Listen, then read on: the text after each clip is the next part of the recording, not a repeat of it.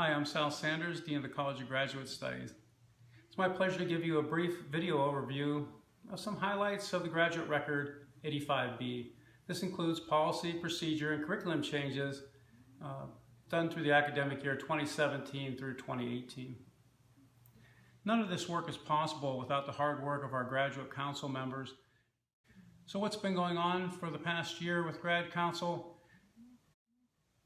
9 policy changes, 2 new graduate programs, 14 new graduate courses, 4 changes to admission requirements, 41 course changes, and 9 program changes.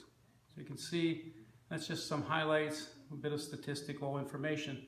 You can see that we've been quite busy over the past year. And these aren't just changes for the sake of changes, but changes that enhance the quality of graduate education and in many cases improve processes and procedures. I invite you to please read and enjoy the entire document. I'm going to highlight a few policy changes here in the next few slides. The first one is the requirement for a bachelor's degree from a regionally accredited college or university. This has been a long-standing requirement with the College of Graduate Studies. We've altered this a bit to allow us to admit students from non-regionally accredited colleges or universities with some consideration by our Graduate Admissions Committee. So the highlight here is that applicants with bachelor's degrees or higher from U.S. colleges or universities that are not regionally accredited may also be accepted with additional materials as determined by the Graduate Admissions Committee.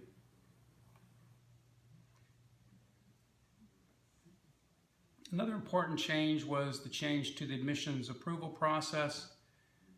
And in this case, we made a change in the recruit workflow so that if the program director does not make a recommendation within 5 days, the application then is moved to the department chair for consideration. So this will allow for times when perhaps the program director is taking off some time to work on research, maybe on vacation or leave, etc. So it provides a built-in mechanism to escalate that application up to the department chair so that we don't delay an admission decision any longer than we have to. Try to get those done as quickly as we can. We also made a change in the policy regarding GPA calculation for admission decisions. So in the past, we would take, if someone went to more than one institution, we would take the coursework and the associated grades and combine those together to come up with a cumulative GPA for their baccalaureate degree and also for their graduate degree in some cases. In this change, we're going to move from combining grades on all transcripts to using the cumulative GPA earned from the degree granting institution only. So there's really no change if you've only attended one institution, but if you attended multiple institutions and maybe you didn't do so well at the first institution you attended and got better grades later on, we would only be using the GPA from the institution that you earned your degree at. So there is also an option here to request calculation of a cumulative GPA combining the grades on all transcripts, and that can be requested.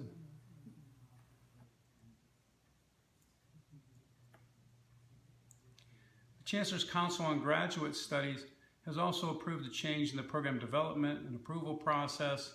It's been a 2-step process for quite some time where you first had to create a PDP or a program development plan, have that run through the process and get feedback on that before you could do the full proposal for the program.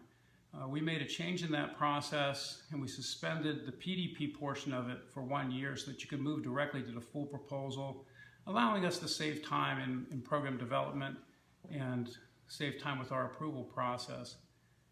And this has been pretty successful and it's likely to be approved and continued for the near future.